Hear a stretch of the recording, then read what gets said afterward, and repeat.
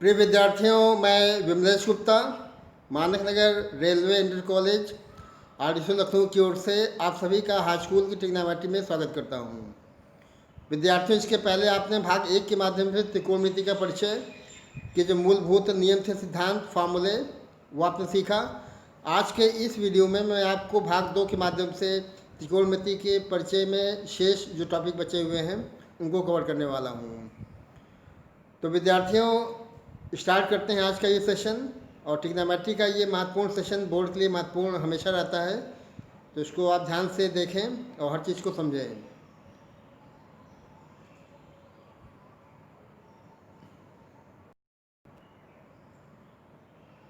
तो विद्यार्थियों, जैसा कि देख सकते हैं कि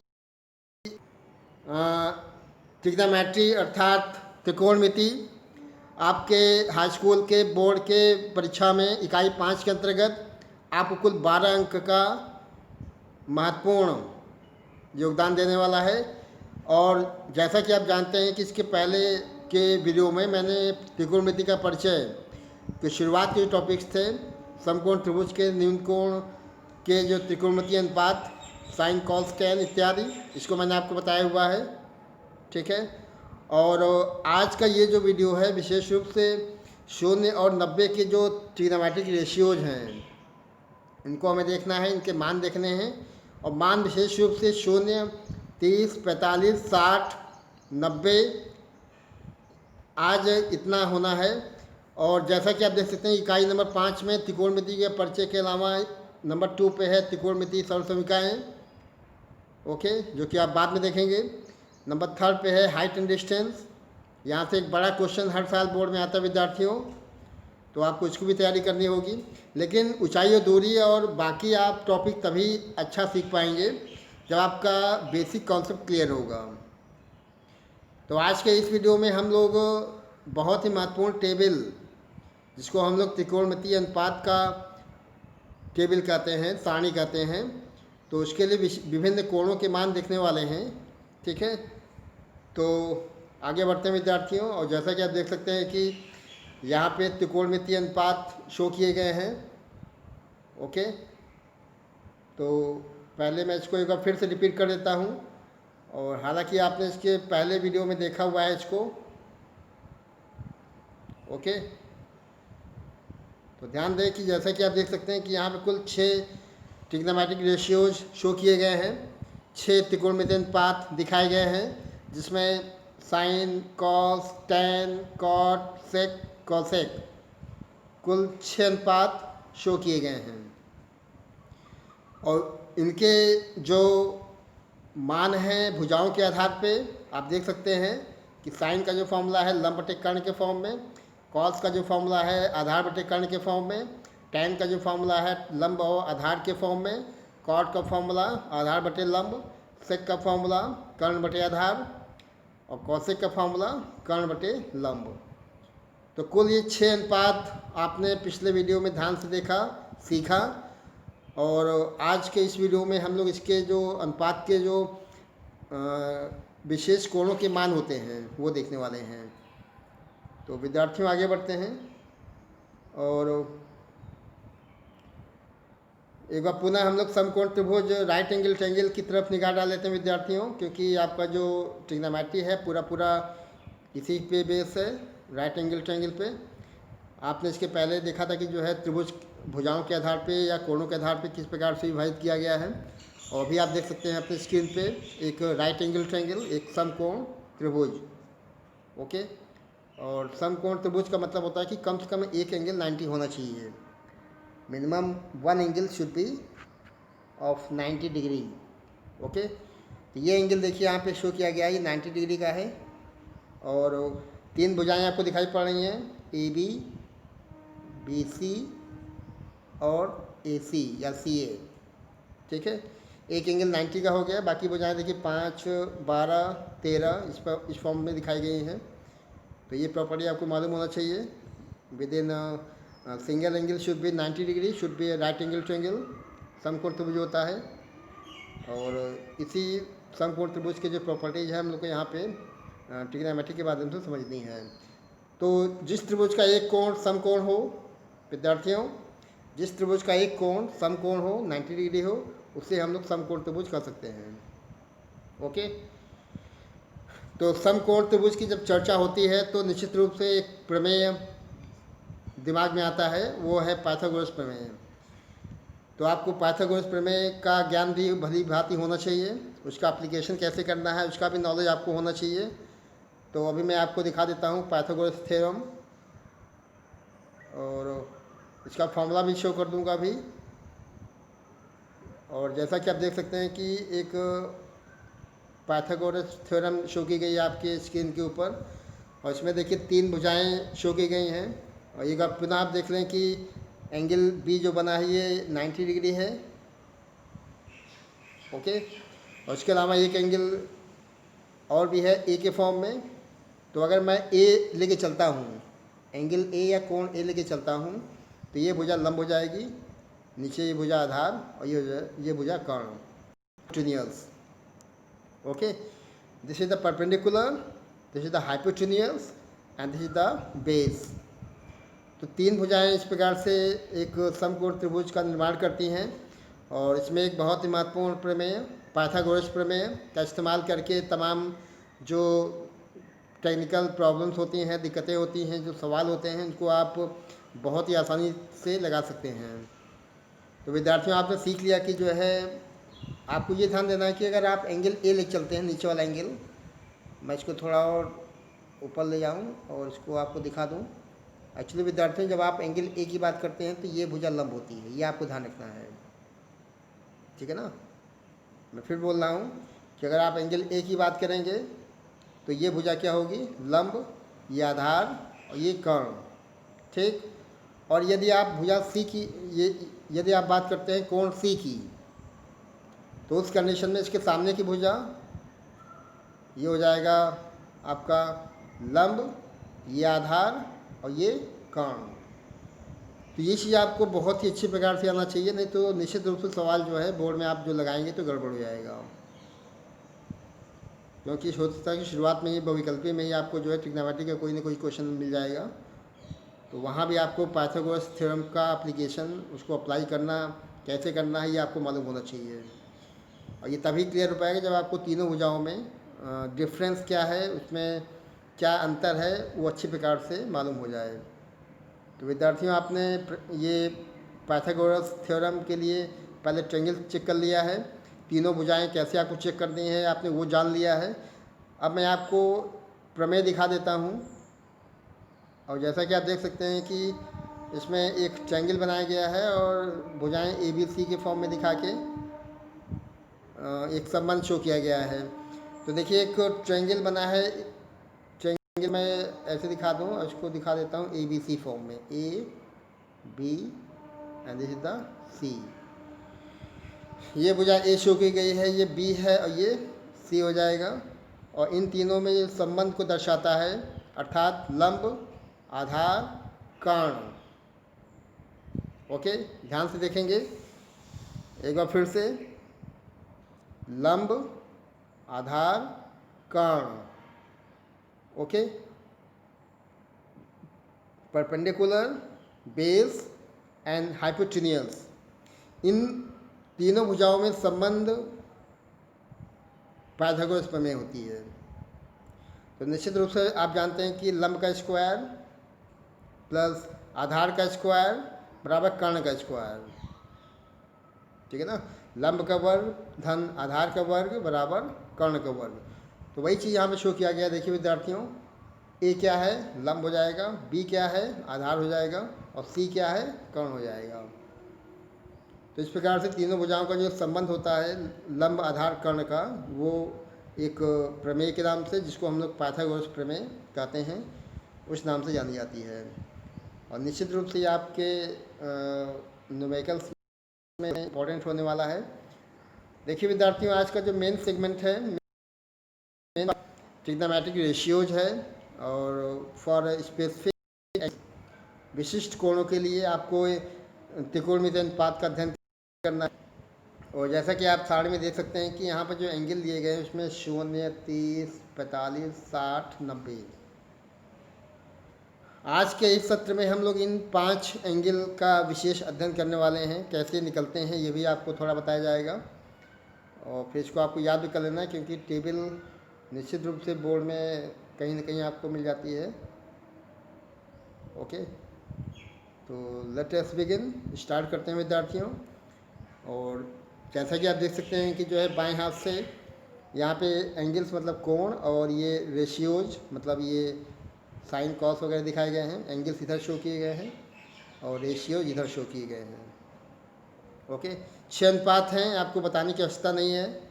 दे are 6 different trigonometric ratios, sine cos tan cosec sec cot के फॉर्म में शो किया गया है। और तो स्टार्ट करते हैं हम लोग। पहले साइन को देखते हैं। और साइन के लिए देखिए विद्यार्थियों, जो मान शो किए गए हैं, पहले आप देख रहे हैं 0, उसके बाद 30, 45, 60, 90, इतने मान शो किए गए हैं। तो ध्यान देना कि अगर साइन की बात करते हैं, साइन का 0 का मान 0 हो जाएगा, साइन 30 का मान 1/2 हो जाएगा, साइन 45 का मान 1/√2 हो जाएगा, साइन 60 का मान √3/2, साइन 91 हो जाएगा।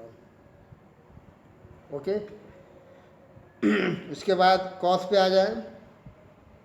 और कॉस में 0 में विद्यार्थी यही जो 90 पे गया है, यहाँ से अब उल्टा लिखना है। जैसे ये 90 पे था तो यहाँ पे आ जाएगा, ये मान यहाँ पे आ जाएगा, ऐसे ही बढ़ता जाएगा। ठीक है, तो cos 0 1 हो जाएगा, cos 30 √3/2 हो जाएगा, cos 45 1/√2, cos 60 1/2, cos 90 0। आप देख सकते हैं कि दोनों में साइन हो चाहे कॉस हो, दोनों में 45 की एंगल सेम है, ये है ना। ये जो लाइन है वो सेम आ रही है। तो ये साइन कॉस का हो गया है। अगर आपको 2 मान मालूम हो जाए तो बाकी चारों मान, चारों जो अनुपात हैं वो आप निकाल सकते हैं। तो विद्यार्थियों, अब हम लोग tan निकालेंगे, tan थीटा चेक करेंगे। और आपको ये ध्यान देना है कि tan क्या होता है। tan होता है साइन अपॉन कॉस, ठीक है ना। जैसा कि आप जानते हैं कि tan थीटा होता है sine theta upon cos theta. तो ये चीज़ आपको अप्लाई कर लेनी है। साइन अपॉन कॉस कर लेंगे तो आपको क्या मिल जाएगा, tan। तो आपने अभी साइन का मान देखा, कॉस का मान देखा। और अगर आपको निकालना है tan 0 की वैल्यू, तो साइन अपॉन कॉस 0/1 0 हो गया। ओके, tan 30 पे आ जाएं। tan 30 का मतलब साइन 30 और कॉस 30 डिवाइड कर लेंगे, भाग कर लेंगे, तो ये 2 कट जाएगा, 1/√3 बचेगा। ये आपका tan 30 हो गया। tan 45 कहेगा तो आपको मालूम है कि साइन 45 और कॉस 45 दोनों की वैल्यू सेम है। भाग करने पे कितना आ जाएगा, ये 1, tan 45 1 हो गया। tan 60 पे आएंगे। tan 60 में पुनः डिवाइड करेंगे आप साइन 60 कॉस 60 को, तो √3 बचेगा, 2 कट जाएगा। You can get √3 here. और फिर देखिए tan 90 को निकाला गया है लास्ट में, और यहाँ लिखा है नॉट डिफाइंड। क्या लिखा है, नॉट डिफाइंड। एक्चुअली विद्यार्थी, जब आप किसी संख्या को 0 से भाग करते हैं, किसी भी नंबर को अगर 0 से भाग करते हैं, तो वो अपरिभाषित या अनंत, इन्फानाइट, नॉट डिफाइंड के रूप में प्राप्त होता है। तो यहाँ भी जो tan 90 की वैल्यू आएगी, निश्चित रूप से 1/0 मतलब इन्फानाइट हो जाएगा, अनंत हो जाएगा। उसको आप नॉट डिफाइंड लिख दें या वहाँ पे अनंत का चिन्ह बना दें। अब आप कॉस पे आ जाए विद्यार्थियों। अगला है देखिए, और कॉस का मतलब होता है कॉसेक, मतलब कॉसेक जो होता है साइन का उल्टा होता है। ओके, साइन के जो मान आपने अभी ऊपर देखे हैं फर्स्ट रो में, तो उसको अगर आप उल्टा कर देते हैं, रिवर्स करते हैं, तो आपको जो है कॉसेक के तमाम जो मान हैं 0, 30, 45, 60, 90 के प्राप्त हो जाएंगे। तो विद्यार्थियों चेक करते हैं हम लोग। पहले कॉसेक 0 देखते हैं। और कॉसेक 0 होता है साइन का उल्टा, मतलब 1/0 हो जाएगा, और 1/0 फिर से नॉट डिफाइंड हो जाएगा। ओके, नॉट डिफाइंड का मतलब इन्फानाइट। उसके बाद देखिए ये नॉट डिफाइंड हो गया। फिर साइन 30 1/2 दिखाई पड़ रहा है, इसको उल्टा करेंगे तो 2 हो जाएगा। साइन 45 1/√2 है तो उल्टा करेंगे तो ये √2 हो जाएगा। साइन 60 √3/2 है तो उल्टा करेंगे तो 2/√3 हो जाएगा। साइन 91 है तो रिवर्स करने पे 1 हो जाएगा। ऐसे ही आपको मान याद कर लेने हैं, क्योंकि अगर आपको ये मान नहीं याद होते हैं तो इसका मतलब आप निश्चित रूप से विषय में कमज़ोर हैं। ओके, अब मैं चेक करता हूँ सेक की वैल्यू, और आपको ये ध्यान देंगे सेक जो है वो उल्टा होता है कॉस का। Okay, sec theta equal to 1/cos theta, √3/2 show किया गया तो इसका उल्टा 2/√3 हो जाएगा।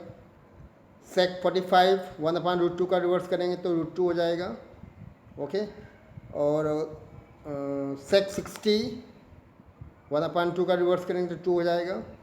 और सेक 90 जीरो का उल्टा करेंगे तो ये इन्फानाइट हो जाएगा। ओके, और फिर विद्यार्थियों आप देखिए कि लास्ट में शो किया गया है कॉट। आपको मालूम चाहिए कि कॉट जो है उल्टा होता है टैन का। तो फिर से इसको रिवर्स करते हैं और आप देख सकते हैं कि अगर आपको कॉट 0 चाहिए तो 1/0 इन्फानाइट हो जाएगा। 1/√3 का रिवर्स √3 हो गया, 1 का 1 हो गया, फिर 1/√3 और 0 हो गया। तो इस प्रकार से विद्यार्थियों ये आपको सारे मान 0 से लेकर 90 तक याद होने चाहिए। और मैंने आपको अभी कहा कि यदि आप केवल 2 रो साइन कॉस की याद कर लेंगे तो आपको निश्चित रूप से नीचे के जितने भी मान शो किए गए हैं चारों मान आपको याद हो जाएंगे, बशर्ते उनमें संबंध आपको मालूम होना चाहिए। ओके, तो विद्यार्थियों इस टेबल के बाद हम लोग आगे निकल आते हैं और बोर्ड के लिए कुछ बहुत ही महत्वपूर्ण सवाल मैं आपको आज दिखाने वाला हूँ। तो इस पर हम लोग ध्यान लगाएंगे आज। पहला क्वेश्चन देखिए, द फर्स्ट क्वेश्चन आपके सामने दिया गया है और ये क्वेश्चन दिया है कि साइन स्क्वायर 60 गुणे tan 45 माइनस कॉस स्क्वायर 45 सेक 60, इसकी वैल्यू निकालनी है। तो ऐसे क्वेश्चन छोटे छोटे भी आएंगे विद्यार्थियों, लेकिन ये आपको तभी आसान लगेंगे जब आप इसके टेबल को कायदे से याद करके जाएंगे। ओके, तो स्टार्ट करते हैं क्वेश्चन। और देखिए पहले इसमें शो कर दिया कि जो है साइन 60 की वैल्यू √3/2 है, tan 45 1 है, cos 45 1/√2, सेक 60 की वैल्यू 2 है। तो ये चीज़ आपको मालूम होनी चाहिए। सेक 60 की वैल्यू यहाँ रखा है, साइन 60 का वैल्यू रखा है, हमने √3/2 हो गया स्क्वायर किया है, tan 45 1 हो गया है, cos 45 1/√2 का स्क्वायर किया है, और सेक 60 2 हो गया है। और विद्यार्थी इसको सॉल्व करने के बाद ये आप देख सकते हैं कि ये 3/4 माइनस 1 बचा है, जो कि बनाएगा नेगेटिव में 1/4। ओके, तो ये this is the first example you can see here, and after that you can see here question number 2, example number 2। यहाँ पे हमें वैल्यू निकालनी है, और जैसा कि आप अपने स्क्रीन पे देख सकते हैं कि ये question cos 60 cos 30 plus sine 60 sine 30 इसकी वैल्यू निकालनी है। ओके, तो कोई दिक्कत नहीं विद्यार्थियों, यहाँ पे हम लोग वैल्यूज पहले याद करके चलेंगे। cos 60 की वैल्यू 1/2, cos 30 की वैल्यू √3/2, cos 60 हो गया, cos 30 हो गया, साइन 60 √3/2 और साइन 30 हाफ 1/2। ओके, ये सारी वैल्यूज आपको यहाँ रख देनी है, और रखने के बाद इसको हल करना है और आंसर मिल जाएगा। ठीक है ना। जैसे ये देखिए, ये इसका वैल्यू हो गया √3/4, और फिर ये √3/4 एक और मिल जाएगा यहाँ से। तो √3/4 प्लस √3/4 बनाएगा 2√3/4, मतलब √3/2।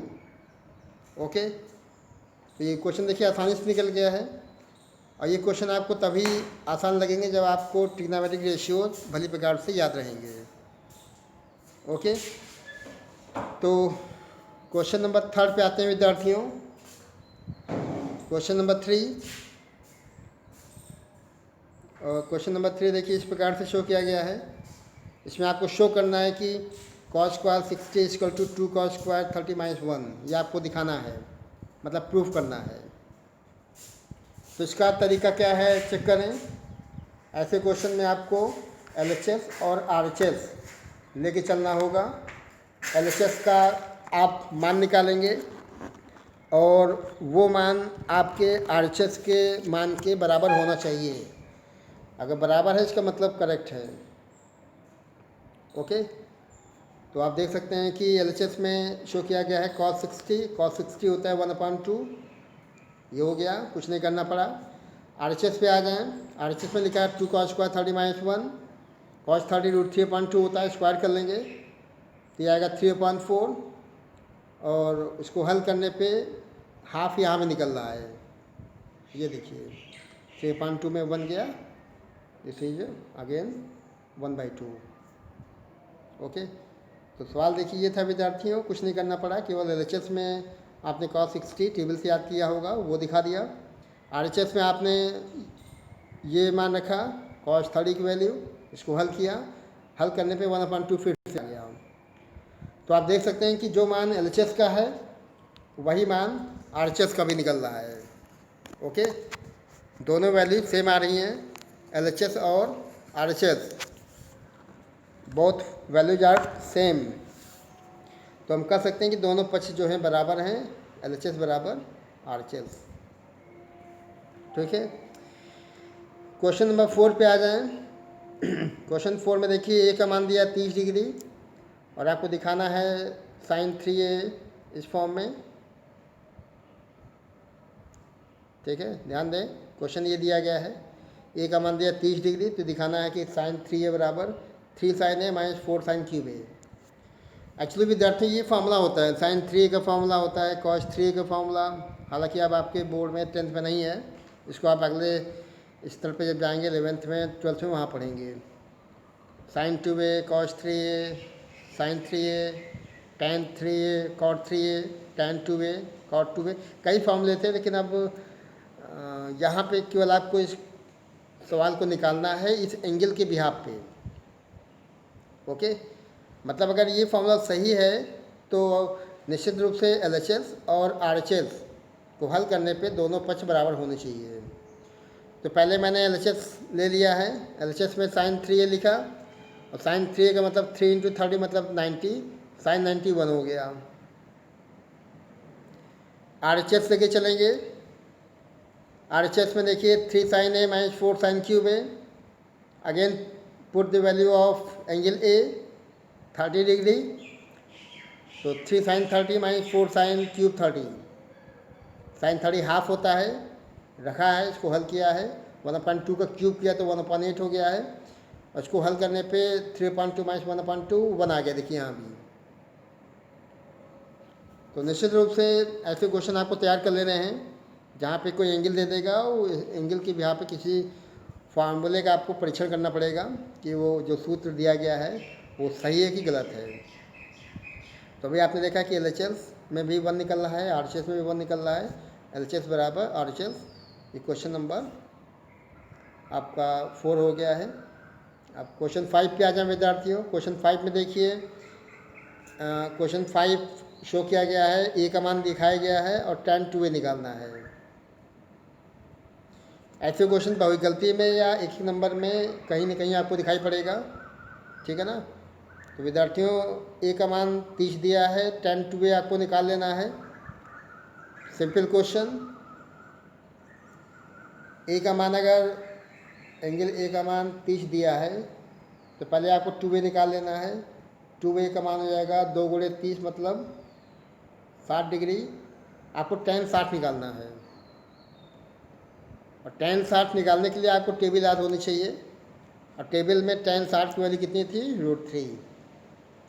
तो सिंपल क्वेश्चन, मैंने कहा आपको ऐसे क्वेश्चन आपको बहुविकल्पी में निश्चित रूप से मिलेंगे, तो इसको भी आपको तैयार कर लेना है।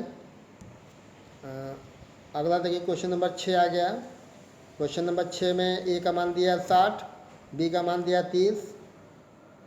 ओके, क्वेश्चन नंबर 6 आप ध्यान से देखें। ये आपको क्वेश्चन नंबर 6।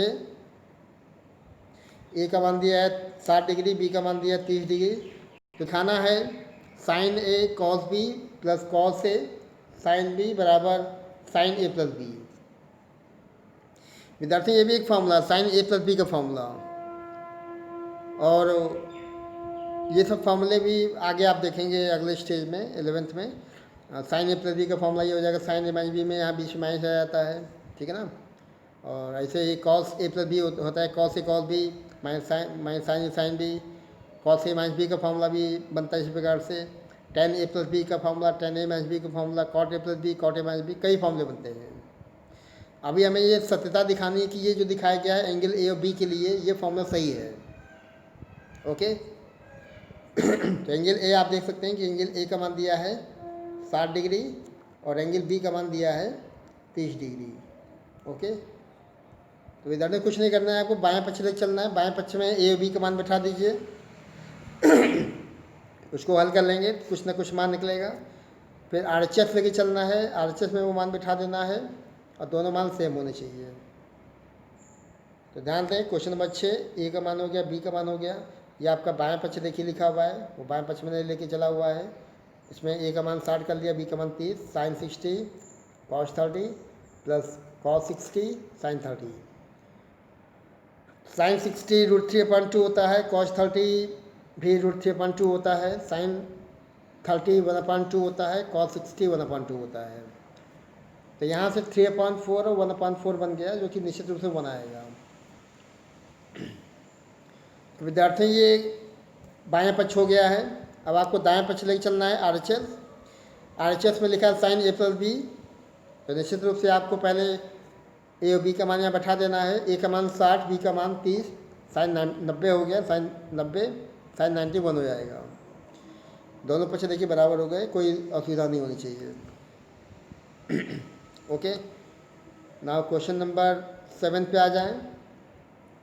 और 7 देखिए सिंपल क्वेश्चन 7 में ए का मान दिया है 15 डिग्री। तो आपको सेक 2 निकालना है। तो निश्चित रूप से अगर ए का मान 15 है तो पहले आपको 2 निकाल लेना है। 15 का डबल कर लेंगे तो ये बन जाएगा 30 डिग्री। ठीक है, तो कुल मिला के आपको सेक 30 का मान निकालना है। और सेक 30 होता है कॉस 30 का उल्टा। कॉस 30 देखिए लिखा है यहाँ पे, इसका उल्टा कर लेंगे। उल्टा करने का मतलब 2/√3। कोई समस्या नहीं आनी चाहिए विद्यार्थियों। आपको त्रिकोणमितीय अनुपात तो निश्चित रूप से याद होगा, तो ये क्वेश्चन बिल्कुल भी गलत नहीं होने पाएंगे। क्वेश्चन 7 के बाद एक बार फिर से चेक कर लें। देखिए मैंने एक टेबल फिर से आपको शो कर दी है, ताकि आप इसको कई बार इसको रिवाइज करें। और निश्चित रूप से जब याद हो जाएगा तो आपके क्वेश्चन जो है गलत होने के चांस नहीं रहेंगे इसके। विद्यार्थियों क्वेश्चन नंबर 8 में देखिए साइन x का मान दिया है, tan x/3 का मान निकालना है। ओके ध्यान दें क्वेश्चन नंबर 8, साइन x का मान दिया 1 और आपको निकालना है tan x/3 की वैल्यू। तो ऐसे क्वेश्चन भी आ सकते हैं। तो ध्यान दें कि चूँकि इसमें लिखा है साइन x की वैल्यू 1 दी गई है, और साइन x की वैल्यू 1 होने का मतलब साइन की वैल्यू 1 कब होती है। ओके तो आपको लिखना चाहिए साइन x बराबर कितना, साइन 90 डिग्री। साइन हट जाएगा, x का मान 90 हो जाएगा। ठीक, x का मान 90 हमें निकालना है tan x/3। तो पहले आपको x/3 निकाल लेना है, मतलब 90 का थर्ड कर लेंगे 1/3, और 90 का 1/3 करेंगे कितना आएगा 30। तो आपको चाहिए कितना tan 30, और tan 30 टेबल चेक कर लेंगे, ये हो जाएगा √3 1/√3।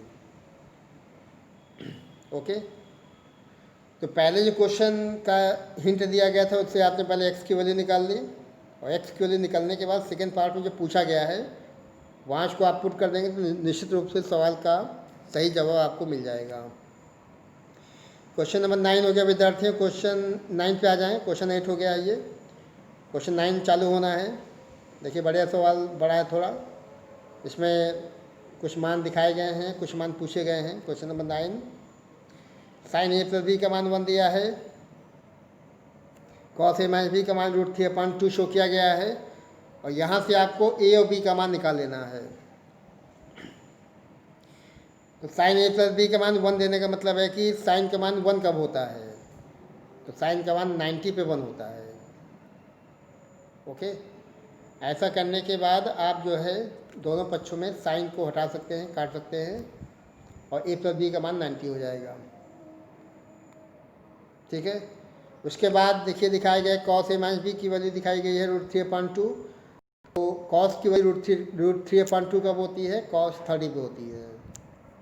ओके, तो दोनों पक्ष देखिए कॉस के हैं, तो कॉस कॉस कटे आएगा, फिर से ए माइनस बी बचेगा, इधर 30 बचेगा। ए माइनस बी का मान हो गया 30 डिग्री।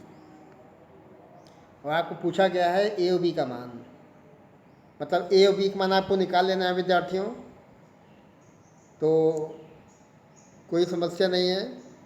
दो इक्वेशन शो की गई, देखिए इसको 1 2 मान लेते हैं। ओके, ऐसे देखें, इसको इक्वेशन नंबर फर्स्ट मानी गई है, इसको इक्वेशन नंबर सेकेंड मान लेते हैं। और यहाँ से आपको ए और बी की वैल्यू निकालनी है। पहले दोनों को जोड़ते हैं।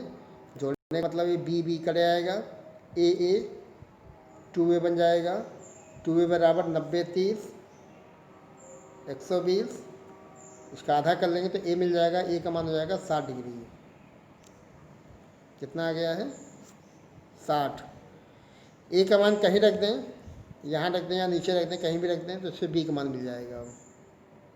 क्योंकि ए प्लस बी का मान 90 है, ए का मान आ चुका है 60, तो बी हो जाएगा 90 - 60। और 90 - 60 का मतलब 30। ओके, तो ये देखिए क्वेश्चन मिल गया है, इसका सोल्यूशन विद्यार्थियों, क्वेश्चन नंबर 9 का। अब इसी तरह एक और बड़ा क्वेश्चन देखा है। क्वेश्चन नंबर 10 पे आ जाएं। और पहले क्वेश्चन को आप पढ़ लें, क्या दिखाया गया है। क्वेश्चन नंबर 10 में कहता है कि अगर एक न्यून कोण त्रिभुज में tan a + b - c का मान 1 दिया है, sec b + c - a का मान 2 दिया है, तो आपको निकालना है cos 4a - 4b - 3a, ये आपको निकालना है। तो विद्यार्थी आप तभी निकाल पाएंगे जब आपको ए और बी की वैल्यू मालूम हो। Okay, you can find out this value when you are getting the value of A and B. अगर आप ए बी की वैल्यू प्राप्त कर लेते हैं तो निश्चित रूप से यहाँ से आपको ये वैल्यू मिल जाएगी। अब आपको विद्यार्थी यहाँ पर ये ध्यान देना है कि एक इक्वेशन देखिए ये दिखाया गया है, यहाँ से बन जाएगा, एक समीकरण यहाँ से बन जाएगा, और एक और बनाना पड़ेगा, क्योंकि ए बी और सी 3 अज्ञात राशियाँ हैं, और 3 अज्ञात राशियों को सॉल्व करने के लिए आपके पास कम से कम 3 इक्वेशंस होनी चाहिए। ओके, तो चालू करते हैं। पहले आप ध्यान दें कि जो हिंट दिया हुआ है tan के फॉर्म में, tan का देखिए दिखाया गया, tan a + b - c = 1 show किया गया है। और आपको मालूम होना चाहिए कि जो है tan 45 की वैल्यू 1 होती है। ओके, tan 45 कितनी होती है? 1।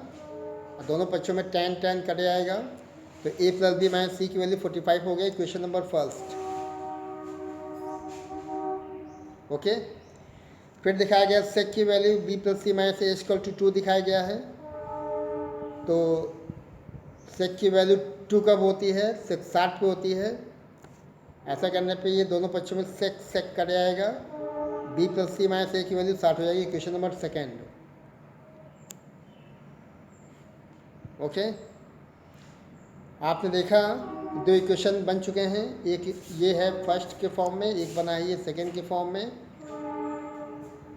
अभी चाहे तो आप दोनों को हल कर सकते हैं, दोनों को जोड़ लें। और जोड़ने का मतलब है कि ए कट जाएगा, और बी आपस में नहीं कटेगा, बल्कि सी देखिए सी नेगेटिव में है, सी नेगेटिव में कट जाएगा। और 45 और 60 दोनों जोड़ेंगे तो B2B बराबर 105 डिग्री। B का मतलब इसका हाफ कर लेंगे तो B की वैल्यू आ गई 52.5 डिग्री, 52.5 अंश। ये आपका कोण B का मान हो जाएगा।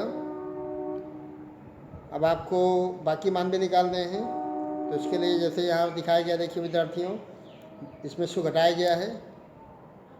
ओके, हालांकि कई तरीके हैं, आप 10th में आ चुके हैं, इक्वेशन दिए गए हैं, उसके ब्याह पे जो अननोन्स हैं, अज्ञात राशियाँ हैं, उनका मान निकाल सकते हैं, निकालना आना चाहिए। तो 2 में से 1 घटा लेते हैं विद्यार्थियों, तो 2 में 1 घटाएंगे तो आपकी B कट आएगा, है ना। ये बचेगा 2C माइनस 2A बराबर 15, तो C माइनस A बराबर इसका हाफ कर लेंगे तो 7.5 आ गया। ओके, और आप जानते हैं कि त्रिभुज के तीनों कोणों का योगफल,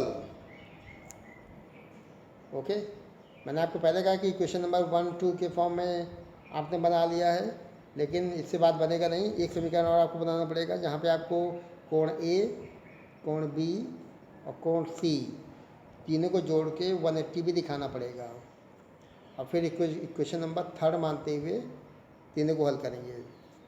ठीक है, तो विद्यार्थियों आपने B का मान तो निकाल लिया है, और B का मान निकालने के बाद दोनों घटाया गया तो ये C माइनस A का मान भी देखिए आ गया है। ओके, C माइनस A का मान भी देखिए निकल गया है। तीनों कोणों के योगफल इसने 180 दिखा दिया है। B का मान कितना 52.5 था, तो यहाँ से B को उधर ले गए हैं, 180 में 52.5 घट जाएगा, तो A प्लस C की वैल्यू देखिए ये आ गई है इतनी, और इसको C माइनस A को यहाँ लिखा गया है। ओके, और दोनों जोड़ेंगे तो A कट जाएगा, C जुड़ जाएगा, 2C बनाएगा, और 127.5 और 7.5 जोड़ेगा तो 135 हो जाएगा। इसका आधा कर लेंगे विद्यार्थियों, तो C की वैल्यू आपको मिल जाएगी 67.5 डिग्री। ओके, इस प्रकार से कई मान निकल गए हैं। C हो गया, ऊपर आपने B निकाला था, अब C को आपको कहीं भी रख देना, चाहे यहाँ रख दें चाहे ऊपर रख दें, तो A की वैल्यू जो है 60 निकल रही है। ठीक है ना। इतना करने के बाद भी काम बाकी भी, क्योंकि आपको पूछा गया है cos 4B माइनस 3A की वैल्यू निकालने को कहा गया है। तो यहाँ पे ध्यान देंगे कि 4B का मतलब 4 इंटू 52.5, 3A का मतलब 3 इंटू 60, और उसको आपको सॉल्व करना है। सॉल्व करने का मतलब 210 माइनस 180, 210 माइनस 180 डाई cos 30 रूट 3/2। तो विद्यार्थियों ऐसे क्वेश्चन आपको लगाने हैं समझ के, क्योंकि बड़े नंबर के क्वेश्चन दिखाई पड़ते हैं ये। ओके, क्वेश्चन नंबर 10 था ये। अब आप क्वेश्चन नंबर 11 पे आ जाएं, और जैसा कि आपकी स्क्रीन पे दिखाई पड़ रहा है क्वेश्चन नंबर 11, इसमें साइन का मान कॉस ए का मान बराबर दिखाया गया है, और यहाँ से आपको निकालना tan A plus sine square A plus 1, इसकी वैल्यू निकालनी है। तो टेबल में आपको बताया गया था कि साइन कॉस का मान बराबर कब होता है। एक तो हिंट ये हो जाएगा, और दूसरा हिंट ये है कि अगर साइन A बराबर दिया है कॉस A, ओके, कॉस को नीचे लाएंगे तो साइन अपॉन कॉस tan बन जाएगा, tan A की वैल्यू 1 हो जाएगी, और tan A का मान 1 होने का मतलब A का मान कितना हो गया 45 डिग्री, 45 डिग्री। तो जब ये 45 एंगल आपके पास में रहेगा तो जो क्वेश्चन पूछा गया है वो आप निकाल सकते हैं, ये आपको निकालना है। अब आपको यहाँ पे जहाँ जहाँ पे ए दिखाई पड़ रहा है वहाँ वहाँ आपको 45 कर लेना है, मतलब tan 45 plus sine square 45 plus 1, tan 45 1 हो जाएगा, साइन स्क्वायर 45 1/√2 हो जाएगा, और प्लस 1, तो ये आपका 2 प्लस हाफ, दिस इज 5/2, ये सॉल्यूशन हो जाएगा। तो ये क्वेश्चन नंबर 11 हो गया। क्वेश्चन नंबर 12 पे आ जाए विद्यार्थियों, और क्वेश्चन नंबर 12 आपकी स्क्रीन पे देखिए दिखाई पड़ रहा है। इसमें आपको प्रूफ करना है साइन 30 की वैल्यू इतनी, ये आपको दिखाना है। यहाँ पे वही तरीका होगा, पहले आपको साइन 30 निकाल लेना है, उसके बाद ये LHS हो जाएगा।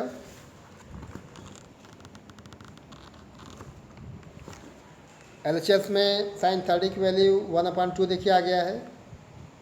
ओके, RHS लेके चलना है। RHS का मतलब 1 माइनस cos 60/2, cos 60 की वैल्यू 1/2 शो की गई है। एक में आधा गया, आधा बच गया, 2 और 2 4 हो जाएगा, 1/4 मतलब 1/2 हो जाएगा। ओके, और ये क्या आपका ये निकल रहा है RHS। तो आप देख सकते हैं कि LHS का मान हाफ है और RHS का मान भी हाफ निकल रहा है। तो LHS बराबर RHS सिंपली प्रूफ हो गया, कोई दिक्कत नहीं हुआ। क्वेश्चन नंबर 13 पे आए। क्वेश्चन 13 देखिए, इसमें कहता है कि θ1 + θ2 की वैल्यू निकालनी, जबकि tan θ1 + θ2 की वैल्यू इतनी दी गई है। ये फार्मूला है विद्यार्थियों, तो पीछे बताया था कि जैसे साइन A + B का फार्मूला, वैसे ही cos A + B, tan A + B, cot A + B तमाम फार्मूले बनते जाएंगे। tan A + B का formula tan A + tan B, और नीचे 1 - tan A tan B दिखाया गया है, इसका आपको यूज़ करना है। और देखिए हिंट दिया है कि tan θ1 का मान हाफ है, tan θ2 का मान 1/3 है। ओके, तो निश्चित रूप से इसको आप हल कर सकते हैं, और हल करने के लिए आपको tan θ1 और tan θ2 की वैल्यू में ध्यान दें। ये आपका बायां पक्ष है, दाएं पक्ष में ये शो किया गया है फार्मूले के तौर पे। θ1 tan का, θ2 tan का शो किया गया है। ये दोनों वैल्यू आपको इस मान में रख देना है। तो tan θ1 1/2, tan θ2 1/3 ऊपर नीचे रख दिया है। ऊपर 5/6 हो गया है, नीचे 1 - 1/6, ये भी 5/6 से आएगा, 1 हो गया। कितना आया? 1। और 1 का मतलब है कि tan का मान 1 कब होता है, तो आपको मालूम होना चाहिए कि tan 45 की वैल्यू 1 होती है। ओके, तो यहाँ से tan निकल आएगा। θ1 + θ2 की वैल्यू पूछी गई थी, ये 45 हो जाएगा। ठीक है, तो विद्यार्थी ये θ1 + θ2 की वैल्यू 45 के फॉर्म में निकल गई है, यही सॉल्यूशन हो जाएगा। अब क्वेश्चन नंबर 14 पे आ जाएं। और क्वेश्चन 14 देखिए आपके सामने इस प्रकार से, इसको हम लोग चालू करते हैं। सवाल देख लें। सवाल में लिखा है cos 1 × cos 2 + cos 3 cos 4 cos 5 up to cos 179। कई वैल्यूज होंगी इसके अंदर। ऐसे क्वेश्चन कंपटीशन में बहुत आते हैं, और आपके बोर्ड में भी NCERT के सिलेबस के अकॉर्डिंग ये क्वेश्चन महत्वपूर्ण हैं। ओके, तो ऐसा नहीं कि आप cos 1 की वैल्यू ढूंढेंगे, फिर cos 2 की वैल्यू ढूंढेंगे, फिर cos 3 की वैल्यू ढूंढेंगे, cos 4 ढूंढेंगे, फिर लास्ट में 179 ढूंढेंगे। ऐसा कुछ नहीं करना है विद्यार्थियों। एक थोड़ा सा अगर आपको हिंट मिल जाएगा तो आपका जो सॉल्यूशन है बहुत ही आसान तरीके से निकल जाएगा। ओके, और आप ध्यान दें कि cos 1, cos 2, cos 3, cos 4, cos 5, cos 6, 7, 8, 9, 10, 11, 12, 13, 15, 16, 17, 18, 19, 179 तक। बीच में cos 90 भी आएगा, मेरा कहने का मतलब ये है। और cos 90 की वैल्यू शो नहीं होती है, होती कि नहीं होती है? किसी को डाउट हो तो नीचे देख ले, cos 90 देखिए दिखाया गया है शून्य। ओके, तो निश्चित रूप से यहाँ जब आप इसको हल करेंगे, करने के बाद जब आप लिखेंगे जो है इन टर्म्स के बीच में cos 90 भी आएगा, जिसका मान शून्य होता है।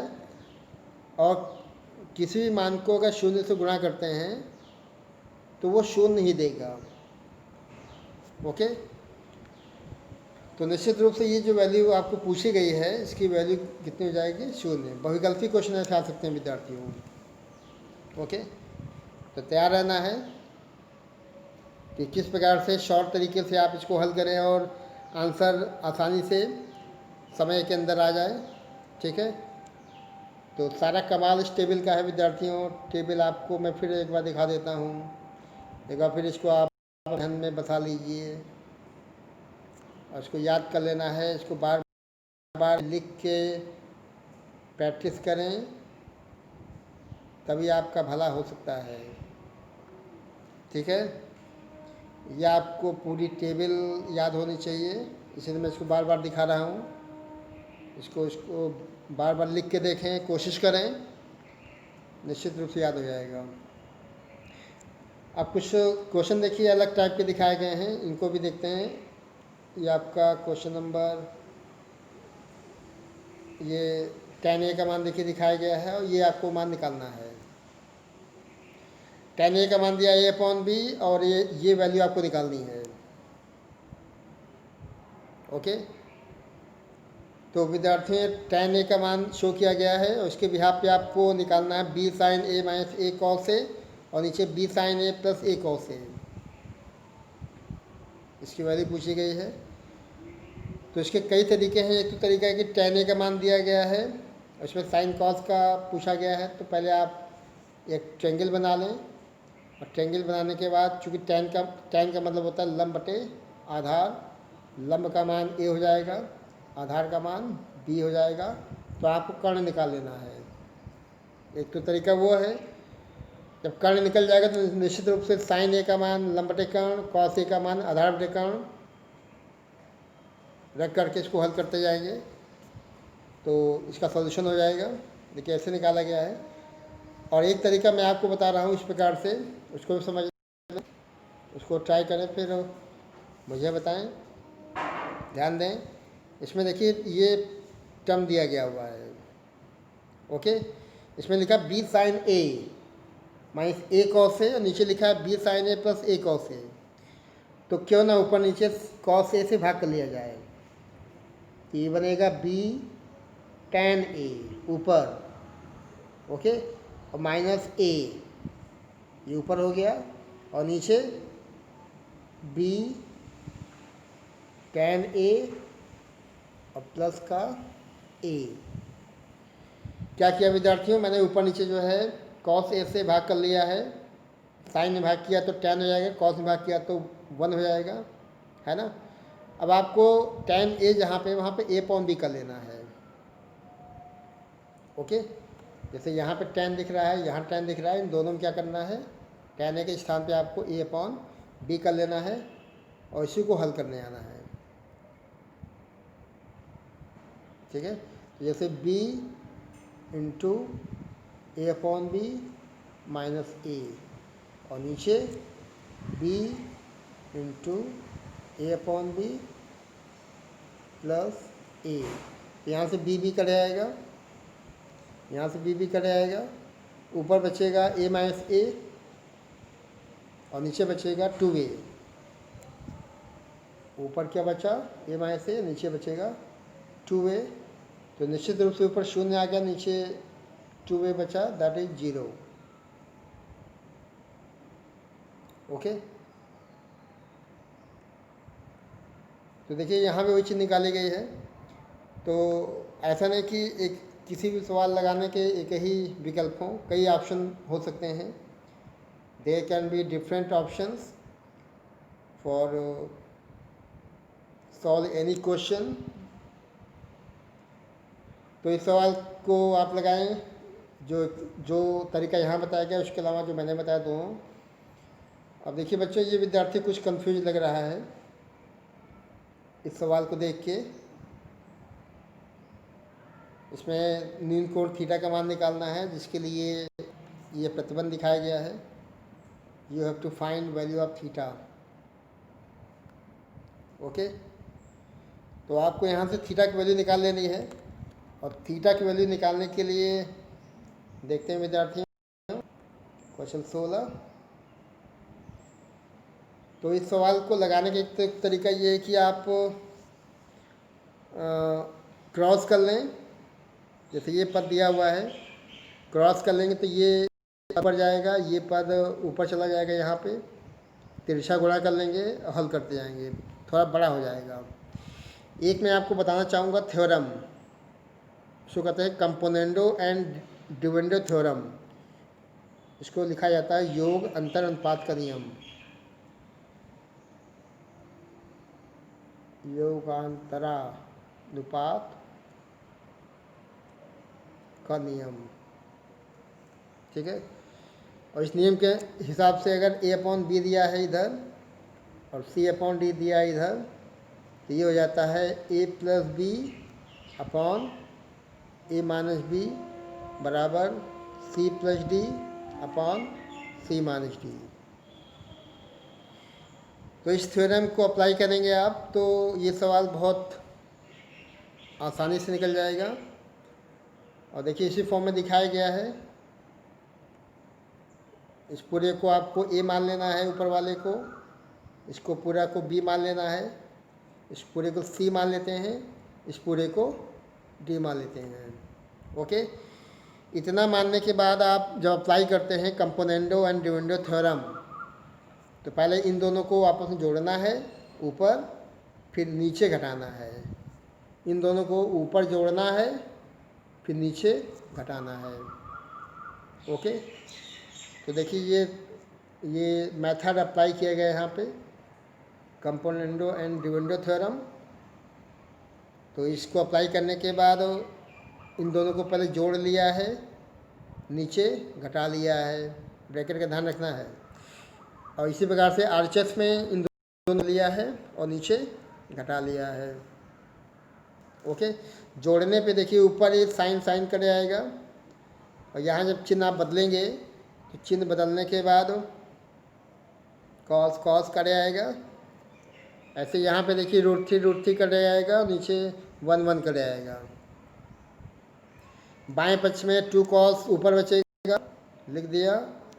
साइन नेगेटिव में दोनों नीचे बचेंगे, 2 साइन थीटा नेगेटिव में नीचे बचेगा, 1 1 2 ऊपर बचेगा, रूट थ्री नेगेटिव में 2 रूट 3 नीचे बचेगा। तो 2 2 काट लेना दोनों पक्षों में, और कटने के बाद देखिए ये बचेगा नेगेटिव में कॉस थीटा।